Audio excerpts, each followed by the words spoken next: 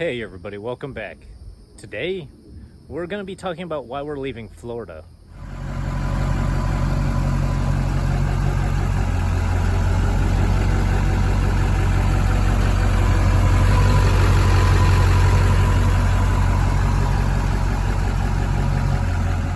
We just got the Duramax all cleaned up because I believe in the next week we are getting ready to load up our 98 Chevy Silverado and go ahead and move these two trucks up to the new house. Maybe do a video about towing with a 12-inch lift and 37s. Could be interesting. We'll see. All right, so why we're leaving Florida. It has to do with a whole lot of things that just kind of accumulated into something just big, and you can't really get past something like that. It just doesn't settle well. So to begin with, all the new people in the traffic. So traffic has pretty much tripled since the whole pandemic happened. With that being said, a lot of the people are just, you can tell they're from out of state, maybe don't have experience driving or something to that extent. You'll be driving down the road and pretty much every hour, no matter what time it is like 5 o'clock traffic, which it didn't used to be like that. But now it'll be 1 o'clock in the afternoon and traffic will be bumper to bumper going down the main stretch in town. So going from one side of town to the other that used to take 25 minutes now takes 45 to an hour, depending on how many accidents there are today. And that also kind of brings up a lot of the people that moved here are from maybe New York, New Jersey, places where they just don't have the vehicles, they're used to public transportation, and now they're here driving for the first time in years, and you can tell. So you'll be driving down the road and somebody will cut you off, slam on the brakes, and put their blinker on, come to a complete stop to make a turn where they clearly don't know where they're going, but that's what they do in steady traffic. And so basically every day there's probably at least 3 accidents on the main road through town, which, to kind of sum that up, this town used to be very small, and now we're getting to be about the size of, the next Tampa, Orlando in the making. So with that being said, there's other things that come in with all the people influx, and that is crime. We live in a older, well-established neighborhood. It's mostly older people. There really isn't any crime at all, especially in this area on this side of town. And the past year or two, we've had some weird incidents. Like our neighbor, she's probably in her 90s now. We have literally woken up in the morning to police helicopters, several police cars, and I'm not sure what exactly was going on, but they ended up getting somebody that was a prowler, and I guess he was hiding behind our neighbor's house in some bushes and whatnot. And they ended up sicking the K9 unit on him. So all this is going on at like 8 o'clock in the morning one day. And I think it was, Saturday or Sunday. Just weird timing. Oh, actually it was a Saturday because it was Friday night beforehand. But, so we're waking up 8 o'clock in the morning. The street's lined with police cars, ambulances, fire truck to get this guy and treat him from his dog bites. And probably about 2 months later, somebody was going around to all the houses in the middle of the night, knocking on doors, mumbling, and they were knocking lightly, because everybody in our neighborhood has cameras, we all watch to see what's going on, security reasons. And, then all the neighbors get on there and talk to each other or share their camera footage from their front doors and whatnot. So, we had ours, and basically, it was like 3 a.m. in the morning. Somebody was going around knocking on doors very lightly. I'm not sure what they were trying to do, but people reported them to the police. And it was just a really weird scenario. And that dude had a very similar resemblance to the Prowler that was picked up a couple months before. So just things like that, which, in all the time we've lived here, we've never had issues like that until the past year or two. So, with that being said, it kind of brings me to my next topic of things just aren't the way they used to be, and it's not for the better. Um, Basically, to sum it up, a lot of the old time businesses that I've always done business with, the employees are just leaving, quitting after, several years. Like, for example, the paint store that we always go to, the store manager has been there 20 years.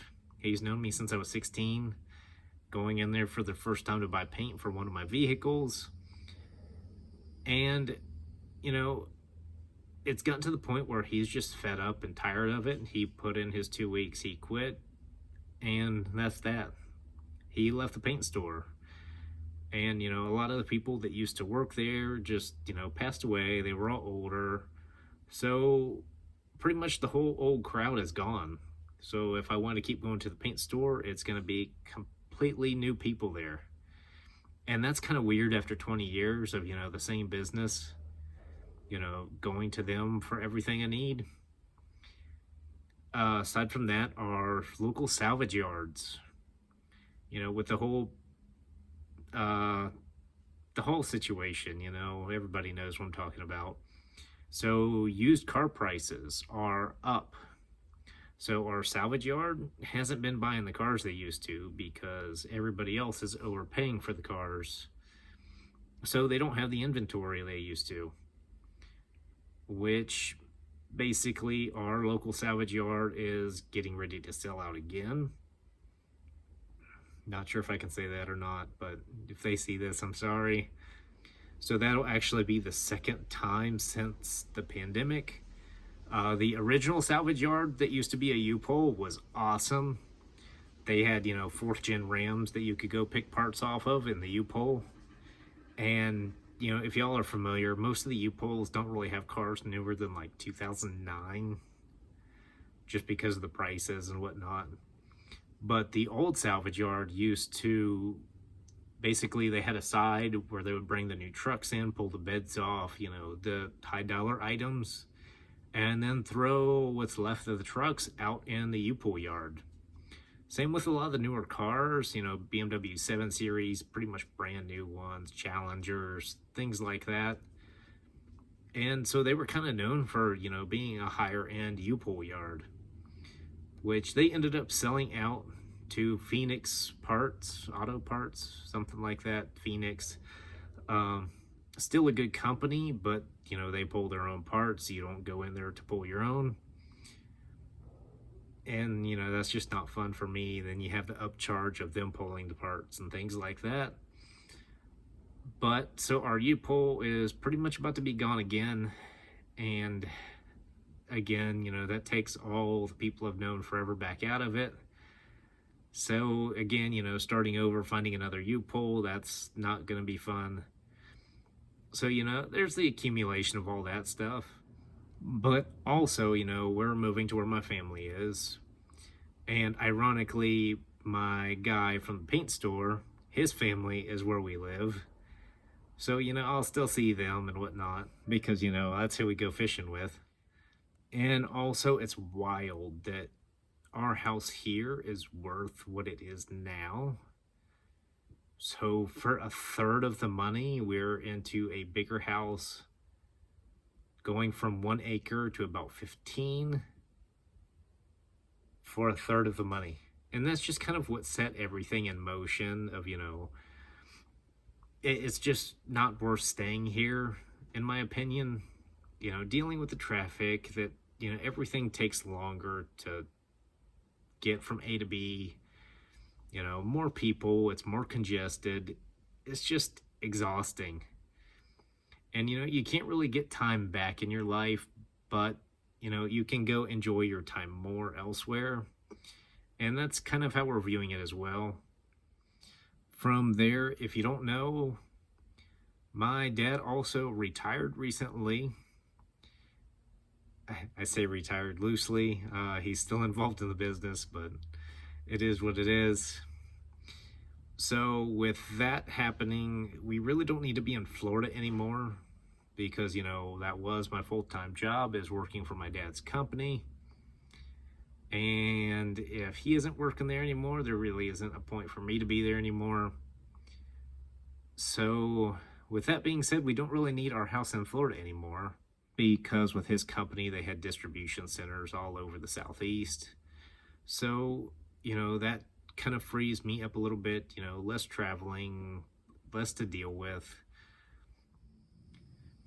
Pretty much the next chapter is just kind of focusing on ourselves, as selfish as that might sound, but just enjoying life a little bit more, taking it slower. It's also weird to say on the flip side of it, the whole pandemic thing, our business did pretty well throughout that, probably better than they ever have, really. And I'm sure it had a lot to do with that, everybody being at home. But that's also part of the issue around here is apparently nobody works. Everybody's always out, driving, doing something. Kind of strange. But, if you've seen some of my videos from up there, you'll see me going through town and maybe past one other car. And that's like on the main stretch in town. That's how this used to be. It's just kind of nice to be able to move at a slower pace up there. We'll have access to the lake, the river, enjoy some fun stuff. And, the school system itself is very different up there than here. And I'll just leave that at that. I'm sure people know what I'm talking about with that one. But, too, with the whole traffic thing, there is literally accidents here every single day, 3 of them at least that are serious accidents that make, the local news. But with that being said, our nice quiet little house in the corner of town isn't really that anymore. We're always hearing, sirens, police, ambulances, fire trucks, helicopters. And then from there, with all the noise going on, we're pretty much in farmland. So everybody has, dogs, cows, horses. And then from there, you get all the dogs barking at the sirens and whatnot. It's just a nightmare. But two, with all that being said, the cost of living here is just going up astronomically. For example, some people's rent has almost doubled. Pretty much they went up about a third of what they used to be. People that used to be paying, $800 a month for rent are now paying $1,300-$1,400 a month for a little 2-bedroom apartment. And that's just wild. And the 1-bedroom apartments that used to be like $500 are now like $700-$800. If you aren't working a decent job, making decent money, there's no way you could survive living in this price range that everything is now. And off topic, but you'll see I got the show back on the Bronco, sitting in here right now. But it's just a lot of stuff like that that's kind of pushes the mark a little bit. And the other weird thing is gas up there is like 40 cents a gallon cheaper than here. And our diesel up there is the same price as premium. And the other thing that's kind of funny about all that is, I've lived here pretty much my whole life, about 50-50. We would go up there to the other house area where our family is from. Spend summers up there, holidays, Christmas, whatnot. So we were like 50-50 between there and here. But pretty much most of my friends here that I grew up with throughout school, everybody wants to move and get out of here. You know, find somewhere with land, Tennessee, Kentucky, Georgia, anywhere but here. And that kind of tells you something. You know, everybody's flooding into Florida thinking, oh, this is great, everything's cheaper. And everybody that lives here is like, wow, these are all way more expensive than they used to be. Let's go somewhere else. So I wouldn't be surprised if Florida is on the track to be the next California, and somewhere like Tennessee is on the path to be the next Florida, if that makes sense. And with all that being said, the way things are going around here, you don't really have that freedom to play like we used to be able to. Now you'll get in trouble pretty quick for something, you know, nobody used to bat an eye at. Just because of, you know, there's more people here now, so, you know, more likely of somebody getting hurt. And, you know, they just kind of frown more upon that now, where before it was accepted, nobody really cared. Versus up there, you have a lot more freedom and playroom. Pretty much, if you're going down the road, the only other car you're going to see is probably a cop, because that's usually how it goes. And not to knock them, but y'all already know, if you're doing something, the only other car on that road is going to be a cop. And usually the good thing about that is you've grown up with a cop and known them your whole life, and they'll be like, yeah, that was stupid, don't do that again, and send you back on your way. Now here, if you do that same exact thing, you're going to jail. No ands, ifs, or buts. They don't know you, you're going to jail. Up there, come by my house after I get off work tonight. Let's go do this together. We'll have some fun. And that's why we're leaving Florida. Just to kind of summarize everything, it's, you know, it is what it is, really. If you're about that life, you want the city life, then cool, maybe it's for you. But for us, not so much. Like, for example, if you want to drive a Hellcat through town, the most you're going to get that thing up to is maybe 35, and then you're going to have to hit the brakes because traffic and the stoplights, and it's not fun. So that's all for today's video. Be sure to like and subscribe and follow along if you want to see what's coming next. And I thank you guys. We met our 1,000 subscribers mark.